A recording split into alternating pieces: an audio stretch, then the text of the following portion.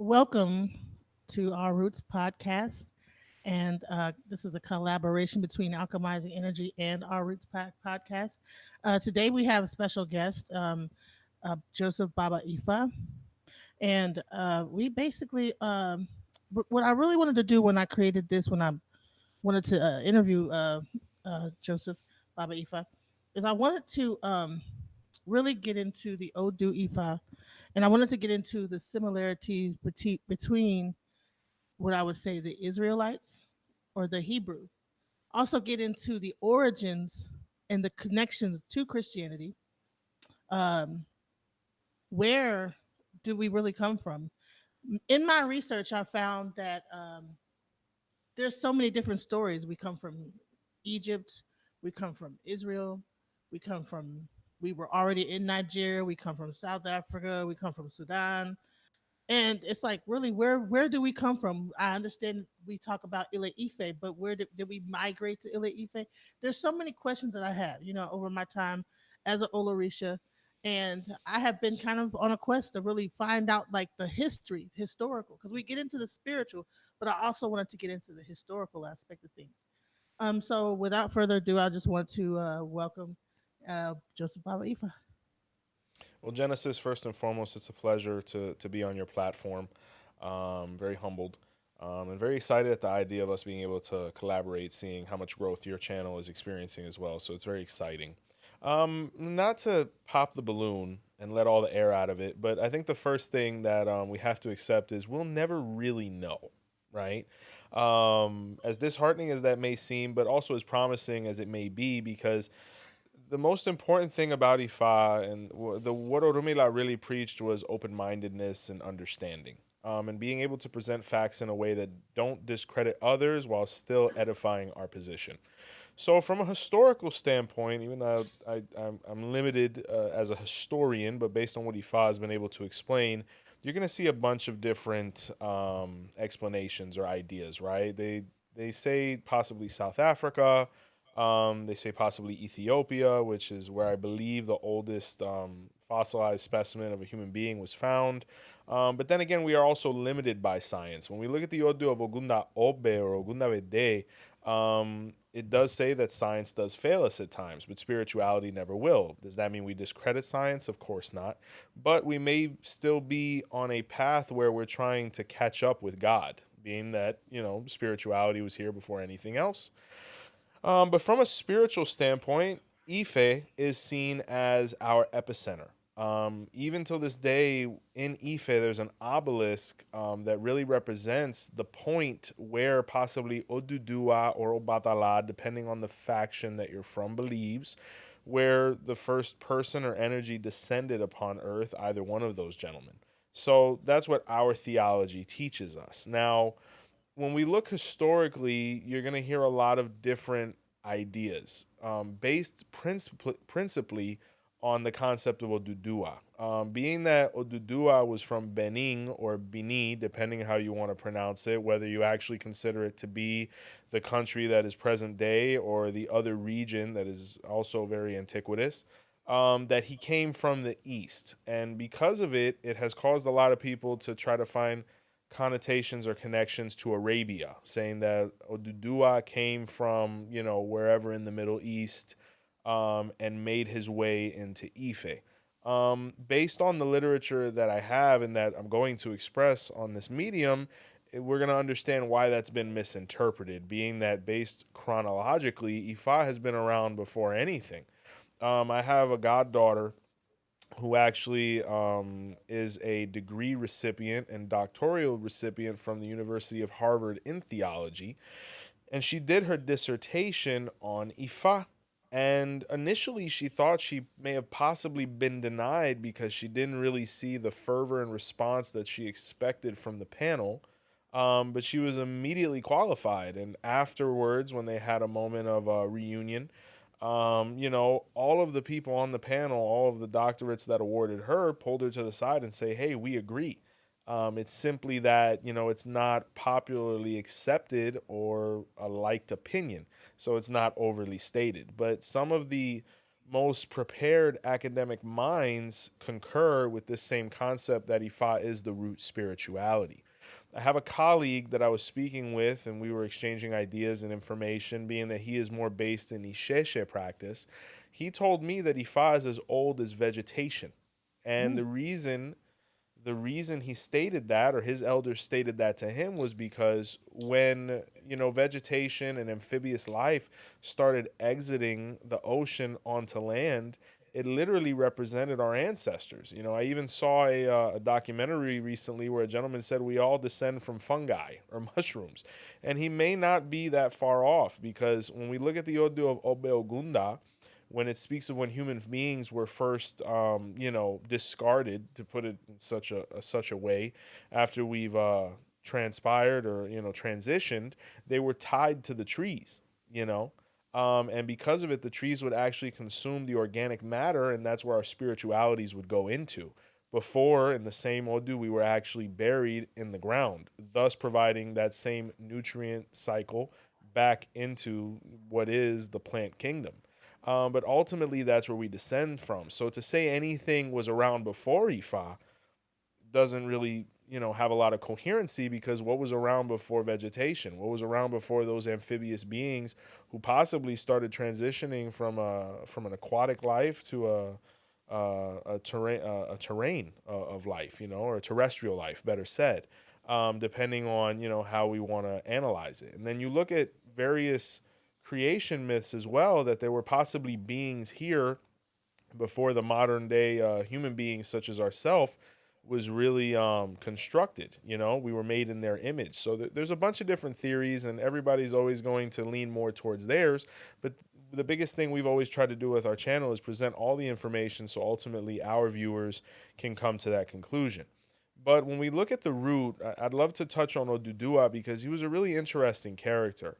He came from another kingdom originally, and this is barring the creation myth. This is more the terrestrial epic tale that exists. He was the illegitimate son of one of the kings in Benin, and he was unable to procreate with any of his official wives or official wife. So when he passed away, Oduduwa technically was the heir to the throne, which they didn't want to give to him, being that he was illegitimate. And because of it, his mother motivated him to be able to run away. And basically, he was told to keep running until he couldn't run anymore. Through this period, he had various moments where he fell asleep. He had these really celestial, epic, inspiring dreams. And when he arrived in this land, which was ultimately Yoruba land and what would become Ife, he fit the description of what the divination method, or the Dafa, said with the Odu of 𝗃𝗶𝗱𝗏, their next king would look like, being that Oduduwa had a very different appearance compared to the Yoruba people, right? That had basically grouped and were looking for a nation to form up under. And he was able to indicate to them how to do his installation king rites based on the dreams he was receiving directly from the higher power that is Olodumare.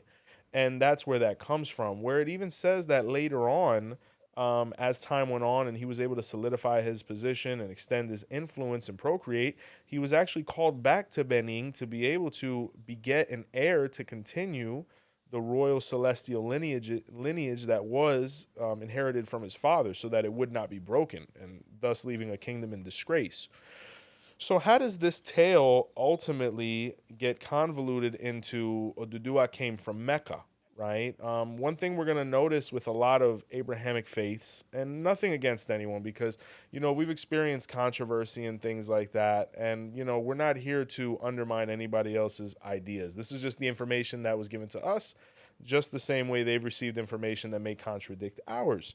No one has the answer. The most important thing is peace and understanding. But there is a story that is not very common, that we're going to make common right now, in the 𝗃𝗶𝗱𝗏𝗏, which is known as the Ifa of the Arabs. And what occurred is Oduduwa had reincarnated into the last Khalifa of the Arabic state, right? And he would still receive Ifa divination, where you see geomancy and things like that still practiced over there, the lines with the sticks in the sand and all of these different things. And he was told to perform sacrifice to not lose his life, which he did. But he was also told to perform a second sacrifice, being that 𝗃𝗲𝗹𝗁 or Otura 2 times was revealed, to be able to preserve his kingdom as well, which he did not, because he thought that the Babalawo was trying to scam him out of a couple extra dollars, or he was arrogant to the point where he thought no one could dethrone him. At that time, the literature says is when Muhammad came in with the Islamic, army and what was being founded upon, and basically took everything over to the point where they had him at knife point and said, "We respect you. This isn't anything personal, but we have an agenda and a spirituality that we want to push as well. So you can leave with your life if you give the crown, or you can keep the crown and die. Either way, the caliphate will be over." And Oduduwa did the sound thing based on him recognizing it was avoidable and left, right? And they say that in that incarnation, somehow he made his way back to Ife as well. But that is not the original story. That was a reincarnation of Oduduwa many, many generations after the original story that occurred in Ife. So that is the first addressing of, the when we're talking about Abrahamic faiths, whether it be Christianity, Judaism, or ultimately Islam, that's the Islamic answer of the multifaceted question that you presented. Um, when we talk about, the other two, ultimately Christianity's roots are in Judaism. Ultimately, especially based on the Torah or the Old Testament, where even that demographic practices things like Kabbalah and things like that, the sacred tree concept, which actually reiterates Ifa's original concept of we are as old as the trees, or our ancestors were the trees, or we worship trees, being that it's a nature-based spirituality. All of this can be found in the 𝗃𝗶𝗹𝗁𝗃𝗃, which ironically we're going to be coming out with an episode on soon. It is the Odu that is the oldest within the chronological order, but it became number two based on a process that happened where he was replaced by Ayobe due to his tardiness. His tardiness. But as time progressed and creation happened, there is an epic tale that occurs in 𝗃𝗶𝗹𝗁𝗃𝗃 that speaks of a gentleman or a personality known as 𝗃𝗄𝗎, right?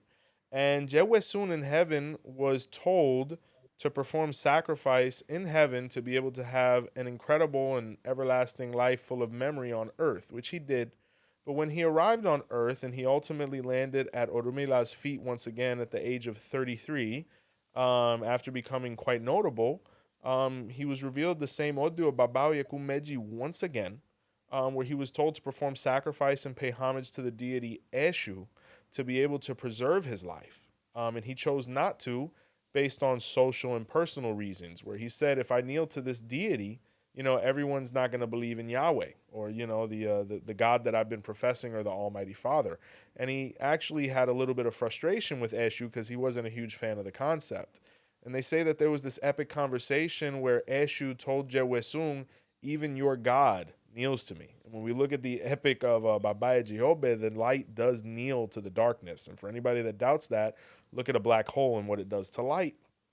And because of this, being that 𝗃𝗄𝗎 was, persistent in not giving the offering, Eshu took actions to corrupt the mind of his best friend Judas, who was actually the apostle Jesus loved the most and most loved Jesus, or 𝗃𝗄𝗎, right? And he betrayed him based on Eshu influencing his brain. And, the famous story in Gethsemane where he's basically captured and taken prisoner, and, unfortunately the crucifixion occurs. But after all of this occurred, Eshu exited Judas's brain, and Judas could not understand why he had betrayed the man he most loved. And because of it, he took his life, at least the way that scripture states. There's another aspect of this story where actually his mother Mary went running to the Babalawo or Orunmila once 𝗃𝗄𝗎 or Jesus was taken prisoner and wanted to perform something there to save her son's life. And with the Odu of 𝗃𝗶𝗹𝗁𝗃𝗃 once more, it was recommended that he do this huge head washing and offering, or ibori, with 401 different herbs from the same garden that he was captured in. And Mary said, well, let's go do it right now. I'll pay whatever it costs. And the Babalawo looked at her and apologized and said, the issue is the herbs sleep at night, and we won't be able to save him until morning. And by then he'll be gone. And that's where the name 𝗀𝗍𝗃 comes from, which means the herb sleep. And due to odus such as 𝗵𝗸𝗃 just like 𝗵𝗶𝗸𝗃 and various others, like 𝗻𝗻𝗃𝗃, it speaks of why the herbs cannot be picked in the evening once the nightfall or the orisha 𝗃𝗲𝗹𝗁 descends upon them. Sighing is restricted at that point. So it speaks of how Ifa has kind of been somewhat of the Forrest Gump of spirituality, where Orunmila was everywhere. And up until now, he really hasn't been getting that recognition for whatever reason, whether it be agenda, propaganda, opinion, personal taste, what have you. But going all the way back to the roots of Christianity in Judaism, Orunmila was there, and then you look at other concepts such as the Oduduwa, where writing was first manifested, or where the Ten Commandments were first manifested. Judaism, Christianity, Judeo-Christianic descendant spiritualities, all of them are manifest in that Odu. And there's another Pataki I'd like to mention before we open up conversation once more. There's another story in the Odu of Owonrin-Sobe or Owani-Chobe, where 𝗀𝗍𝗃, once again, or Jesus, as he's interpreted, went to visit Orunmila because he noticed that he was getting a lot of negative heat from the Sanhedrin and all these people who really weren't a fan of his radical concepts, being that he was a little tired of all the politics and minutia that came with that culture, possibly at times, especially from an economic standpoint. And he wanted to be able to protect himself and also further his agenda of a new, revelation of his doctrine. And Orunmila told him that the only way he was going to be able to preserve his life was through initiation into Ifa's priesthood as Babalawo, right?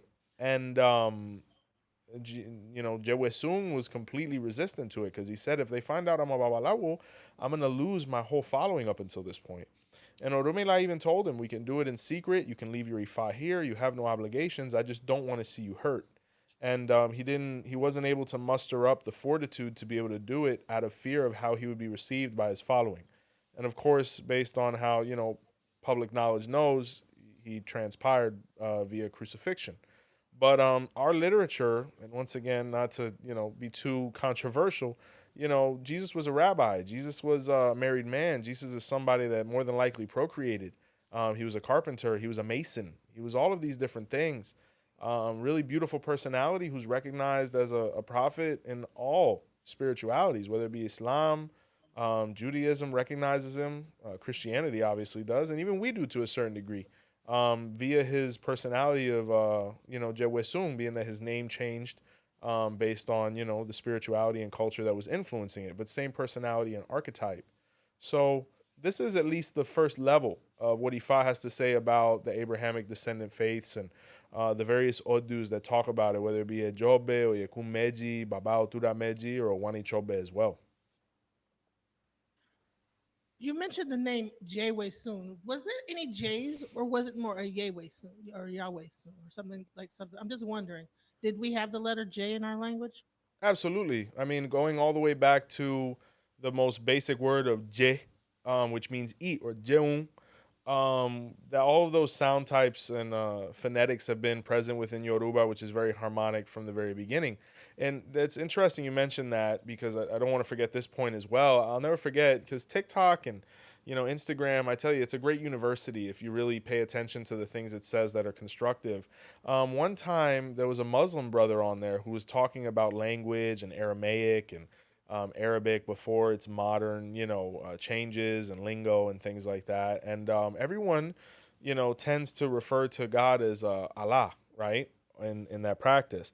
But he says in antiquity it was known as 𝗃𝗏, right? And when we look at our Messiah, right? His name is Orunmila, but when you break that down, it's Orunmila, which means Orun in heaven, me, mine, 𝗃𝗏, destiny or inspiration, where his name basically means in heaven I will find my destiny, which was the name of Ifa ancestrally, which ironically, is spoken about in antiquity in Islam. So that was another point I wanted to add because I found that so fascinating. Well, it's interesting. In Christianity, they have the Elohim, El, and then I think that's also in the There you Torah. go. So it's interesting. So we have El manifesting itself in various different formats. Yeah, Now, absolutely. I also realized too is Taoism. When I just interviewed a Taoist. She's actually practices Islamic Taoism, and she practices the I Ching or I Ching. Nice. Um, can you talk about the similarities and how that? I'm not sure which one is older, or if one came from the other. Can you expound on that? Do you know anything about the I Ching? Absolutely. Well, when we talk about antiquity, no one has been able to provide any evidence archaeologically or anthropologically that anything is older than Ifa, per se, from a spiritual standpoint.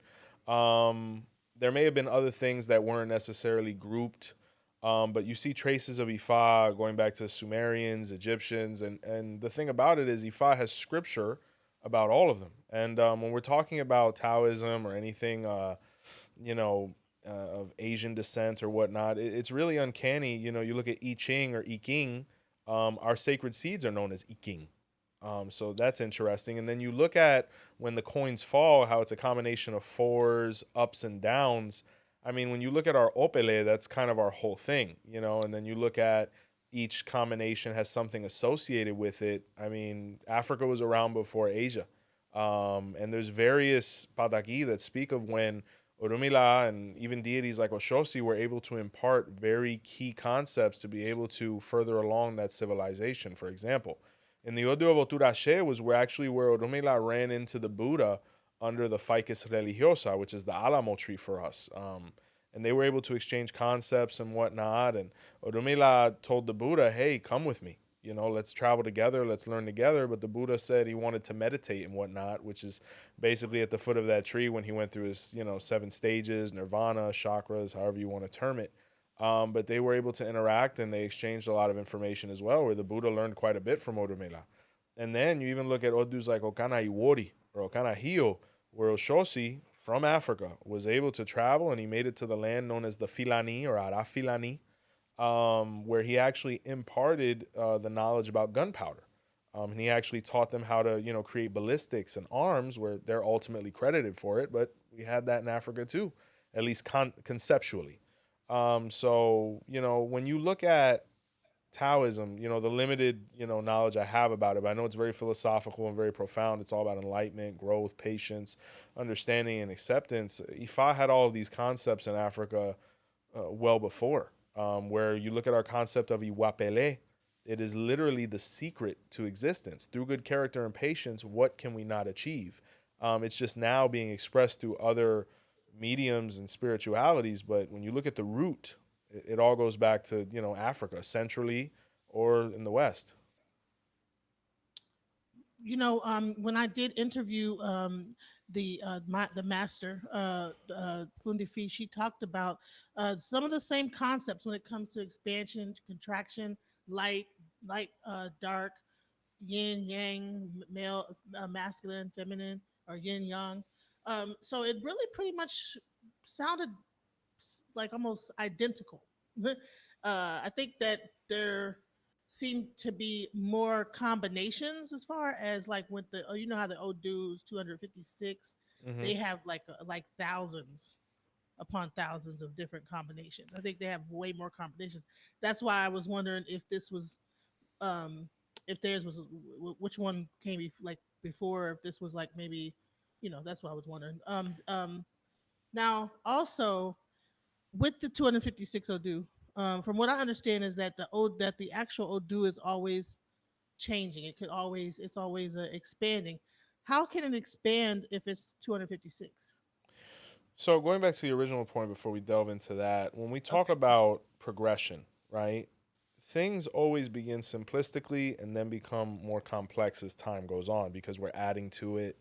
But it doesn't take away from the epicness or divine characteristic of the foundations and fundamentals upon which spirituality is constructed upon. So when you look at the 16 𝗀𝗍𝗃 and that combination to a degree becoming 256 in total, it's easy to see how it's able to compound, but from a geometrical standpoint, mathematically, scientifically, there has to be some confinement because if not, at what point do we have limitations, parameters, or even laws of nature, right? The Odu changes, yes, but that's based on nature. Your Odu, whether it's from your hand of Ifa or in our case, the 𝗹𝗶𝗹𝗁 from our 𝗃𝗶𝗱𝗏, never changes because that is your spiritual DNA. To alter it is to destroy the person. So that one never changes. That's kind of like your umbrella, and everything else falls under that. But what does change is energy, vibration. So being that we are aspects of nature, we move with nature. So let's say this month, if I was to read myself, I came with the 𝗀𝗲𝗿𝗃𝗃𝗃. But the moon moves, the stars move, temperature goes up, maybe there's a hurricane, and the next month I come with the 𝗀𝗲𝗿𝗃𝗃𝗃 because we are subjected to nature. At any given moment, one of these 256 combinations is vibrating us. That's why when you get a reading, you're completely shocked to see that all of the things you're going through are in one sign because that sign is what it produces. So you're going to see all those symptoms, you know. So that's really what it is. And ultimately what it is whether it's the chain or the seeds or the coconut or any of these things touching your forehead or your ori or your eye chakra, we're just revealing what influence it's under for that specific amount of time. Usually Ifa moves in cycles. Some people say 4 days, 16 days, 21 days. I usually go by the moon. I would say once a month is, I mean, me personally, I read myself once a year, like the 𝗀𝗲𝗹𝗁𝗃𝗃 says. Now, that's with Iking. But if you want more maintenance and things like that, I'd say at the most, no one should be getting an 𝗃𝗶𝗱𝗏 reading more than once a month, my personal opinion. Things like 𝘃𝗶𝗱𝗏 and 𝗃𝗏𝗿𝗃, those are more to create habits and things like that. It is important to know and check yourself, but we can't be doing it to the point where we become unproductive. And I mean, for somebody that's not a babalawo, I really see that as unproductive because, you know, are we really getting anything done if we're reading ourselves every 4 days? I don't even do that. You know, I was always hearing. I know this is the latest thing I found out. I've been running into on TikTok. A lot of people are talking about the Dilagoon being the oldest form of divination, and that the Okwele can lie at times. Can you expound on that? I sincerely appreciate that question because I have no bias as to who's older, who's younger. I'm just Mm. going to state logic and Odu because I noticed that on TikTok or IG or any of these other platforms, we don't really focus on logic. We focus on a bunch of random facts or random pieces of information that no one's ever really actually analyzed, and then we just regurgitate it because it sounds good or it possibly pushes an agenda. So when we look at the Odu of Irete Ogunda, matter of fact, let's go even before that because I want to go chronologically.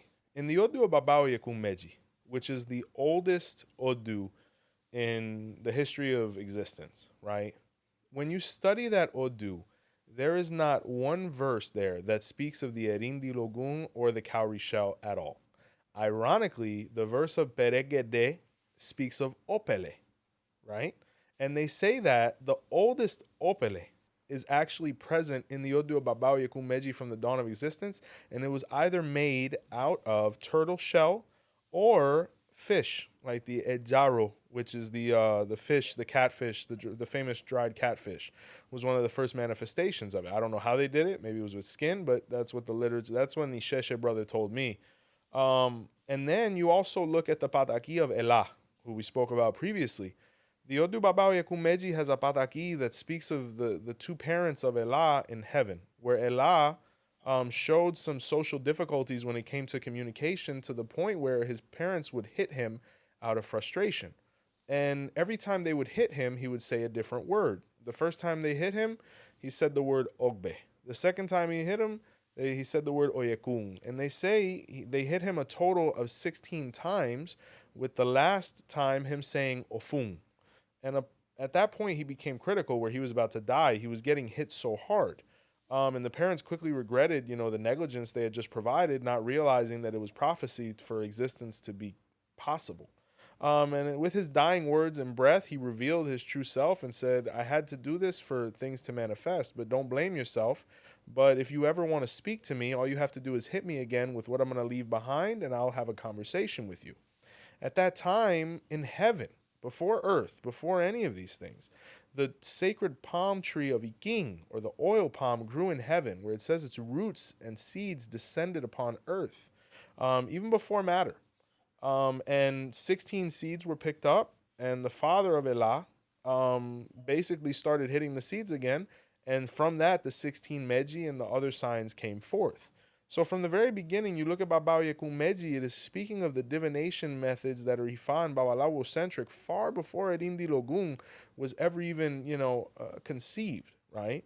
And sticking with the Mejis, you go to the Oduduwa Baba 𝘄𝗂𝗍𝗔 or even Baba Oragun, but sticking with 𝘄𝗂𝗍𝗔, it speaks of when Orumila's son, and Orunmila being a Babalawo, was already around, right? Um, his son with Oshun became sick, where he did a divination where Baba 𝘄𝗂𝗍𝗔 was revealed, where Ifa said they needed to initiate him into Orisha. And Orunmila said, well, I can't do it. You can't do it because you're his mother. Let's go get his aunt, where they went and found Yemoja because she had the Dilogun shell, right? And she said, well, I have them. I don't really know how to manipulate them. Where they went and found Shango, and Shango actually directed the first Orisha process via the Erindilogun, being that Iking and 𝘃𝗶𝗱𝗲 were not compatible with that initiation, even though it was around before. Um, so when you look at Baba 𝘄𝗂𝗍𝗔, it speaks of when the shell was first cast upon the mat. But Baba 𝘄𝗂𝗍𝗔 is number 15 in line compared to 𝘃𝗶𝗱𝗲𝗁, which was the first sign in existence, and even 𝘃𝗶𝗱𝗲. So once again, just based on chronological order, besides logic, Ifa was around far before Erindilogun, not taking away from the efficiency, not taking away from the beauty of that oracular system, but at the end of the day, it came after because it was identified via Orunmila. And there's one other story that actually touches upon this as well. When you look at the Odu of Irete Ogunda or Irete Keda, it speaks of a gentleman named 𝗃𝗶𝗱𝗲𝗁, which means the money is peaceful when it has 16, right? Because it's also known as 𝗃𝗶𝗹𝗁, which means money causes conflict or litigation or replacement. But in its manifestation of Erindilogun, the cowrie shell is seen as 𝗃𝗶𝗍𝗀, which means the money that brings peace. It is one of the only manifestations of currency that provides unity. When this gentleman died, he left his 16 sons, the 16 cowrie shells, orphan, where they didn't know how to provide for themselves or construct a coherent conversation. They visited Orunmila. Orunmila revealed the Odu Virede Ogunda, where Ifa told them that they needed to each find a mentor or an adoptive father that was going to teach them how to speak oracularly or from a divination standpoint. And Orunmila basically facilitated that each of them went with a different Meji. Okana went with Okana, Ejioko went with Oyekun, etc., etc. And they learned how to divine from the Mejis of Ifa. So my thing is this is if they went to learn from the Mejis of Ifa, which are represented by the 16 Iking, which are manifested in Oyekun Meji, how is it possible that the Erindi Logun was present and utilized for divine purposes when it had to learn how to be divine from the Meji of Ifa? Because the biggest argument there is everybody says, no, in Babao di Meji, it says the ocean was born and the shells and all of these different things. Oyekun Meji says the oil palm was planted in heaven before earth. There was an existence before earth. There were other existences before this earth. So once again, I have Orisha initiation. I was initiated into Oshun. I have godsons that are Orisha and throw the shell, and there's really no debate in the real world. There's more of a debate in cyber world because everybody has an agenda and everybody wants to make possibly an extra dollar. But when we actually look in the literature and we study and we get together and we're able to analyze and put ego to the side, there's a reason Orunmila is known as Baba Boniregun or Baba Ifa. He was the father of all these other methods, whether it was 𝗃𝗶𝗱𝗲𝗁, 𝗃𝗶𝗱𝗲𝗁, all these other things descend from Orunmila, who is our celestial father. With the advent of the internet, it's bringing out this religion, 𝗃𝗍𝗍𝗃 and Lukumi more, and you are beginning to see more priests come out talking and share the stories that normally were hidden. Yes. Um, it seems that if a lot of like holes in Christianity, in a lot of the stories, right? If they actually were to come together with a Babalawo, they would probably get. It sounds like that's the missing link, so to speak. When you spoke of the Odu, how these stories kind of come together with this story, and it kind of like now it makes sense, right? Where it's like, oh well, where was he for 33 years? You know what I'm saying? We only hear about him being a child, then we hear about him later on in life. So And then there's like this middle part that I'm sure if the priests of those religions came together, we'd probably find out, oh, okay, that this is what this book says, this is what that. You combine all those things, and now you have a complete understanding of like what even happened with that character, Jesus, but or Jesus. So the part that I wanted to talk about was the fact that at some point in the history with the Abrahamic, with the Torah, divination got put into the category with sorcery, witchcraft, wizardry, whatever. Why do you think those things got demonized? Now, I know that there were Levitical priests that did practice divination at some point in the Torah. I was under the impression that possibly the Babalawo were the Levitical priests. I'm not sure. I'm still trying to prove that. Why do you think that those things got demonized at some point? It was demonized because knowledge was demonized, and to have the ability to communicate with a higher power means you don't have to listen to a man. So when we look at any of these faiths demonizing divination, connection with the source, it forces you to have to look towards the pastor, look towards said priest. You have to go to them rather than being empowered within oneself. And this was for political reasons, social reasons, economic reasons. I mean, I have a godson, 𝗃𝗶𝗱𝗲𝗀. He went through seminary all the way to the last semester, and he dropped out when they went through the economic chapter because they were teaching him literally how to, economize his congregation, and he didn't appreciate that. He wanted it to be more natural, and he literally dropped out. He threw away 3.5 years, however long it was. And if you look at priests, specifically within the Catholic faction, um, there was a moment when they were able to procreate, and those lands and things that they had accrued were passed down to their sons. Well, said king, I don't remember who per se, basically said, "Yeah, well, I want all those lands." So now, through the union of state and religion, you guys are no longer able to procreate. You have to focus completely on God. So when your last descendant dies, that belongs to me. So there's one thing right there. Um, when you look at the Nicene Conference, where literally Jesus was voted in, and I'm not saying Jesus wasn't an amazing man, he was beautiful. But he was voted in as the Christ ultimately.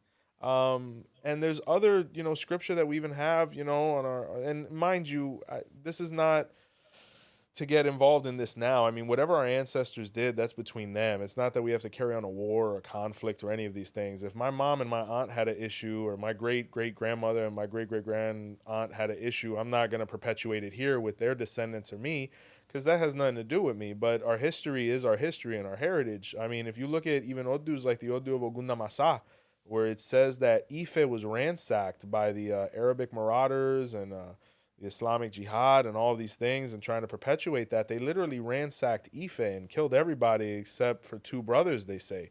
And one of them was 𝗀𝗲𝗻𝗄, where through him being able to survive, he actually went back to Benin, which was the birthplace of Oduduwa and Fa, to be able to get other, babalawos or bojonos as they're known, or bokonon Ifa, and bring them back to be able to reestablish the temple and things in Ife, to be able to once again build numbers within Ifa.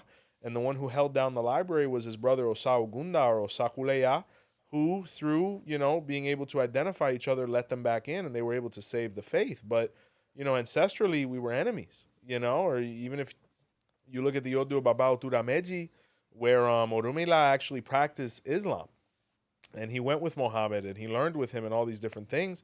And there's a story that Muhammad actually killed his brother to be able to marry his sister-in-law. And when Orunmila saw this, he was so appalled. The story says that he resurrected his, basically Muhammad's brother, so that they could basically have a meeting of words and minds to be able to stop what had happened.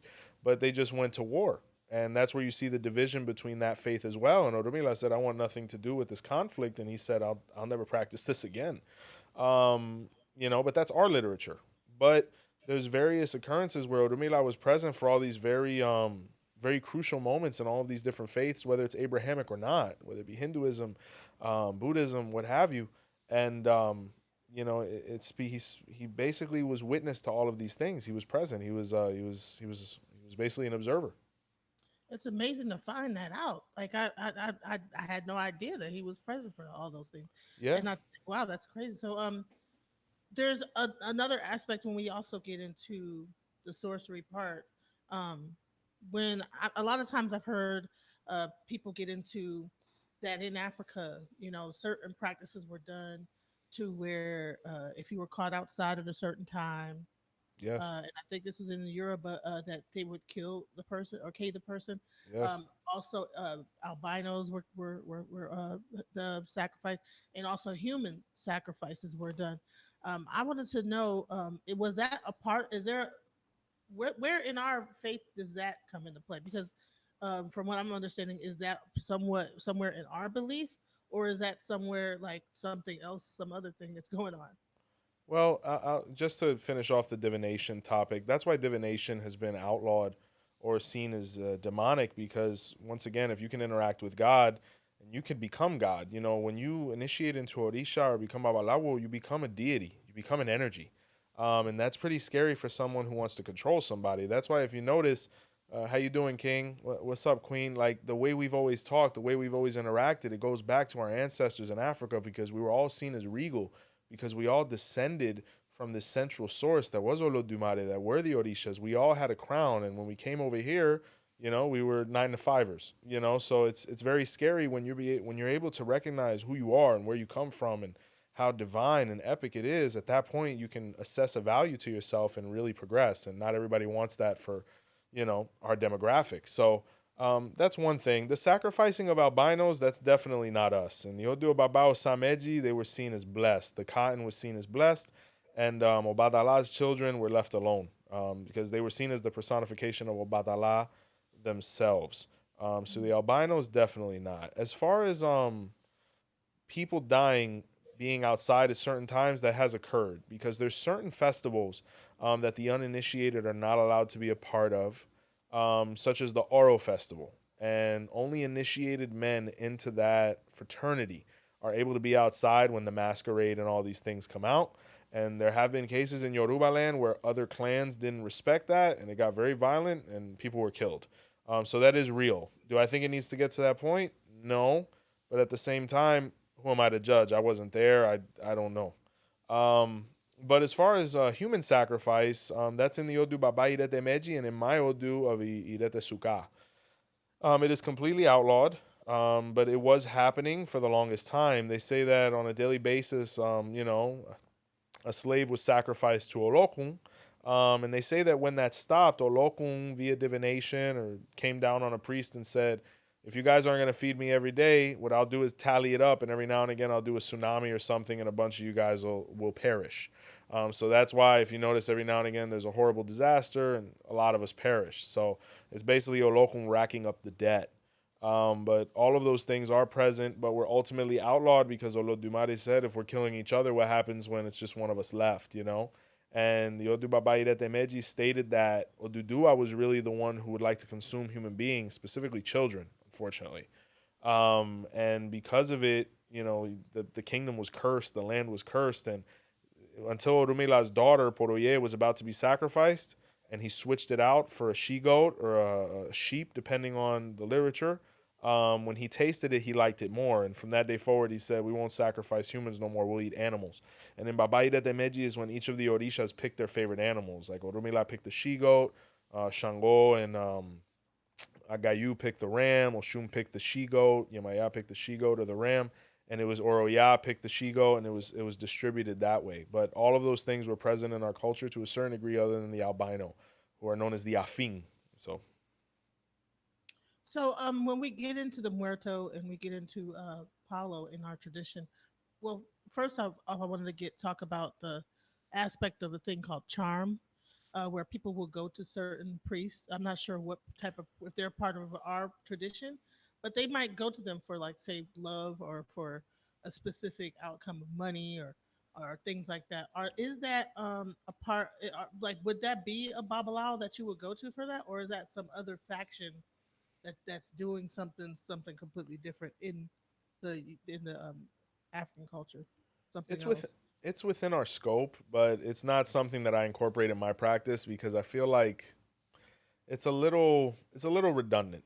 And the reason I say that is because, for example, let's say you're somebody that's attracted to somebody and you're not really getting the attention organically that you'd like. So you're going to take matters into your own hands and you're going to do something as simple as a honey jar and you contract a babalawo to do it. The only thing that's happening there, in my opinion, is robbery, because I can't guarantee those kind of results. I can only guarantee what Orunmila recommends, and Orunmila should not be being asked about love charms and things like that in his divination. It's beneath him, And it's not to say that the person's love interest isn't important, but there's certain things that we have to allow nature to take its course. I mean, the Odu of Ikafung speaks of a story where a Babalawo performed a love ritual to be able to, basically get with this woman, and he buried it, right? And he lived a lifetime with her, very happy, all these other things. But when he died, and the charm had no owner at that point, it started running rampant, and the woman lived in misery until she died. So I don't incorporate those things in my practice, even though it is very lucrative.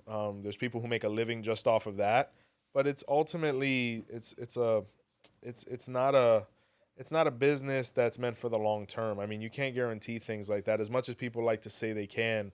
At the end of the day, everybody has a guardian orisha, everybody has a destiny, and if you're not meant to be with that person and you're forcing it, even with something as trivial as a honey situation, you're still going against somebody's free will, and you're trying to dominate them so spiritually, which has repercussions because it can frustrate them just as much as it can frustrate you. So I don't recommend that, and I don't incorporate it, but it is within the scope. I mean, if a babalawo wanted to do it, or orisha, 𝗀𝗲𝗹𝗁, any of these different priesthoods, or even somebody in sanse, whatever it may be, that's pretty much within anybody's scope from a priesthood standpoint, if they want to do that, which I don't recommend, but to each his own. So when you get into Palo, I know that when I was actually talking to some of the Hebrew Israelites, they talked about familial spirits, saying that we worship our ancestors and things like that. Um, do we in fact worship our ancestors, or do we just recognize them? Do we actually worship them? Absolutely. I worship the spirit of my grandmother every morning. The Orishas are our ancestors. They are our primordial ancestors, whether you want to call them the Nomo, like the Dogon people did, or the Anunnaki, or whatever you want to call them. They are deified ancestors. They were these incredible beings who walked and perished and were deified. So going all the way back to the Orishas, we worship our ancestors. Now, some people, maybe you have a young Amish lady who got initiated into Mayombe. She's like, well, is my grandmother, said Amish woman in the prenda? Yeah, she is. That spirituality is there. I mean, at the end of the day, it's a medium point where they can find light and elevation and things like that. And even though I'm not an initiate of Mayombe, I don't like to, delve too much because I don't want to go out of scope. But you look at their creation myth, not necessarily the creation myth, but when the priesthood of Ganga and all these things kind of manifested, Ganga was the original guy. And when he transitioned, they were like, well, how can we interact with you? We need you. You're our teacher, all these different things. He said, bury me in the ground and feed me there. And that's where the word Ganga went from becoming priest in Africa, in the Congo, and became the actual receptacle here in the New World. Because a Ganga over there is the actual, like, Tata, because the word Tata over there means father. So the hole in the ground, which is pretty much seen throughout Africa, whether it's through Egungun rites in Yoruba land or anywhere else, even in Fa, became the clay or metal pot that we see the prenda in now. So at the end of the day, whether the bones or remains of your ancestors are in that pot or not, they're there because who's going to miss out on a free meal? So we do worship our ancestors. That actually is where the Egungun cult comes from. The Egunguns that come out of a hut and whatnot are the masquerades of the ancestors and people that have passed on. They just live within the umbrella, or microcosm that is Egungun. Like when you feed the Asang Egungun icon, you're feeding everybody: religious ancestors, blood ancestors, spirit guides, the Indian, the Viking, any of these people. They're all eating right there because no one misses a free meal. Hmm. So now lately I've seen a lot more babalaos like yourself coming out and speaking on the tradition. How important do you think it is that more people come out? Because for so long this religion is pretty much like held in secret, and I think that's kind of how it's been maintained, where you don't have a lot of like confusion. How important do you think it is now to like kind of be more known, or do you think it should kind of stay more to itself, or secretive, or I closed, so to speak? Yes, I think like with all things, you can only keep it hidden for so long. It's like the 𝗀𝗲𝗹𝗁𝗍 says, eventually everything comes to the light. The truth will come to the light. So Ifa, being the truth, shouldn't be maintained in darkness, but I do believe it needs to be maintained in the shade. What I mean by that is I think it is important that people such as myself humbly come out with coherent, correct information to guide our community. But we should know what to reveal on camera and how to conduct ourselves. I don't think we need any more people acting a fool. As long as we present ourselves the way our ancestors did, regally, with respect and ethic and presence, I think we'll be just fine with the new age. But I think if we keep heading in a direction where we're insulting each other through social media, or we're constantly debating with each other, unconstructively, I think we're just going to be in the same position we were 50, 60 years ago, if not worse. If Ifa is going to really be recognized as the world religion it is and should be, its practitioners, especially from a new world standpoint, need to conduct themselves accordingly. Because behavior, I mean, you know, if you see two people in a church shaking hands, or two people in a mosque touching shoulders and washing hands together and eating together, it's such a beautiful communal thing. You want to be a part of that. So for example, when I was a young man and I used to look at the 𝗲𝗍𝗶𝗍 sitting at the table singing and shaking hands and hugging and eating together as men, I said I want to be a part of that. But if somebody opens up their TikTok and the algorithm feels like it that day, and we see two priests, literally ripping each other to shreds verbally, I'm gonna be terrified. I'm gonna be like, I don't want to be a part of that. That's ridiculous. So we need to hold ourselves to a certain standard, and we really need to hold ourselves accountable as professionals and as a community. Because if not, we're I don't know where we're gonna be. We're not gonna be any further along though. I really appreciate the Babalawos of this religion because of the fact that there's such a plethora of knowledge. On top of them understanding their culture and their Odus and their religion, they have at least a sound understanding of everything out there. I really thank you for your time. I'm glad that for people to be able to actually see how knowledgeable you as a priest, and a lot of Babalawos are, just to be almost like a library of knowledge, and building upon that knowledge over time. And the fact that Ifa does not like tell you, no, you can't study anything else. Can you talk about that, like about the ability to not only just only study Odu, but to know all things, so that and the fact that all these things are in the Odu, and so it's just interesting to me. After that, I want you just to give some final thoughts, and we're gonna wrap things up. But thank you so much for your time. No, no, no. You humble me. The pleasure's all mine. Whether it's 𝗲𝗍𝗶𝗍, whether it's all orisha, because there's some really great brother oriates out there. There's some great sisters out there that are running things. A lot of really talented people. Ifa is most incredible to me, at least within my practice of 𝗲𝗍𝗶𝗍, because I felt like it was the most expansive license. And to a certain degree, some people would find it boring, but I knew it was meant for me because I couldn't get enough of it. I said, all I have to do is read a book and just do what it tells me. I'm like, this is easy. Where someone else might be like, well, I want to come down into trance. I want to throw the shell. I want to, work a misa, maybe some palo, where, that was a little too much for me. At least from a day to day. So, I was very enchanted by it from a very young age. As far as knowledge and the compounding of it, there's really no secret to it. If you want to look like Ronnie Coleman, you have to work out twice a day, 6 days a week. So if you want to know Ifa, like a Babalawo that you admire or you can recognize, or an Oriate that you can recognize has knowledge, find out how much they're studying, and it's usually every day. I mean, me personally, I study Ifa every day. Every day. Before I go to bed, when I wake up. And mind you, it's not like when I was younger and I was 8 hours in a room, single, no children. I'm a family man. So, the phone is my greatest asset now. I have everything right there. My kids are taking a nap. I'm reading a pataki, writing some notes, getting ready for the next ceremony. You have to adjust because at the end of the day, the word Baba is there for a reason. We have to be fathers. We have to be present in our homes. It's not that we do Ifa and we just go do a drumming or do an Ifa and we disappear. No, the greatest prestige is being a father and still being practical within Ifa.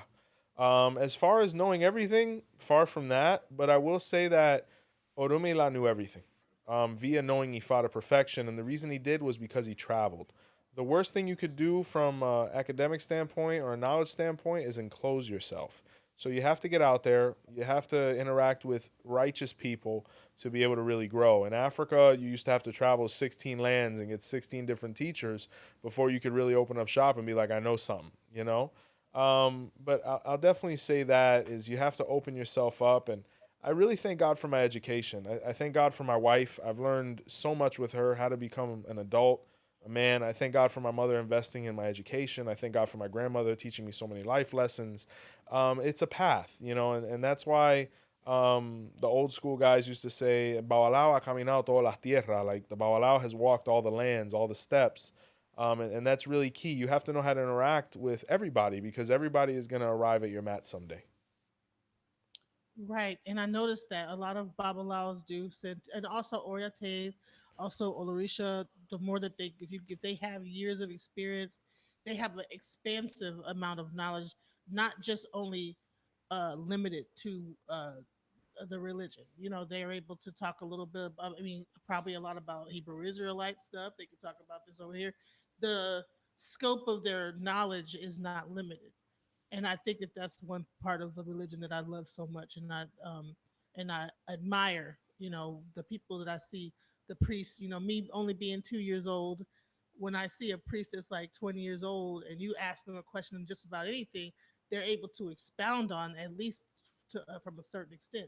And when they don't know, they'll tell you, hey, I don't know that much about this, but what I do know, and there's always something that they do know, and I think is really a beautiful thing to have a belief system that does not pigeonhole you into just one thing, and that also encompasses other things, that mentions those things throughout the Odu.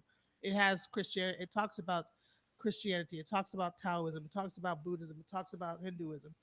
You kind of hear all those things within the Odus as patakis. Now, do when they speak of the Odu ever changing and the Patakis changing, is it because of the fact that also like throughout time, like technology changes and things like that? Does it speak on upcoming technology in the Odu, AI coming, things like that? Absolutely. I mean, Ifa's concepts are so fundamental they can be interpreted all the way to the present day. I mean, when we look at something like artificial intelligence, um, it's a useful thing, but we have to be very careful with it as well because the worst thing we could become is lazy.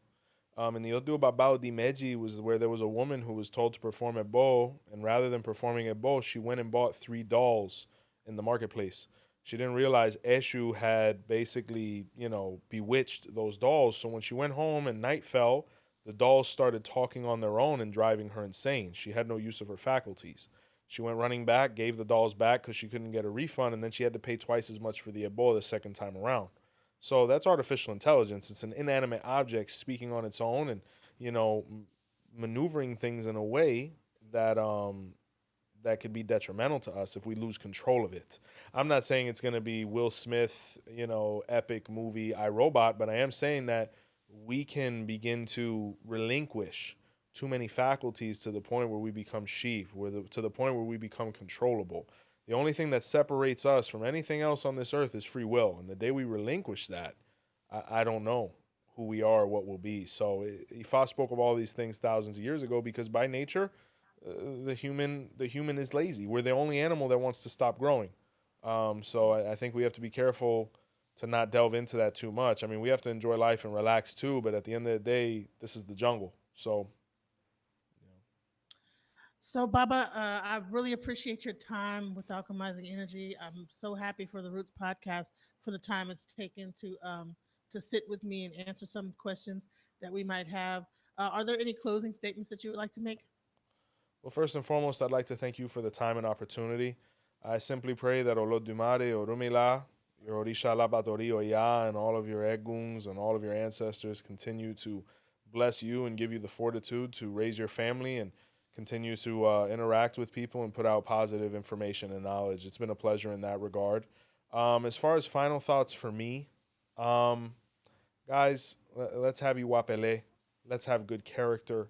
Let's be patient. Let's be home. Let's be with our families. Let's love our partners. Let's kiss our kids. Let's communicate with each other, and let us study so that we can liberate not only our bodies but our minds. 𝗃𝗶𝗷𝗶𝗍𝗔. Ashe. Ashe. Ori Wolfu. Thank you.